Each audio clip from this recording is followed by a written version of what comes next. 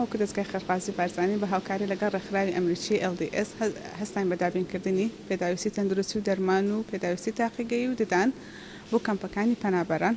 ئەمڕۆ دابینکردنەکە ئەمڕۆ دەستی پێکرد و لە هەر چوار کەمپەکە وەکو ئێوە ئاگدارن ئەمڕۆ لە کەمپی قوشتەپەینە کەمپەکانی کەش ئەمڕۆ بۆیان دەگاتە بنکە تەندروستیەکان.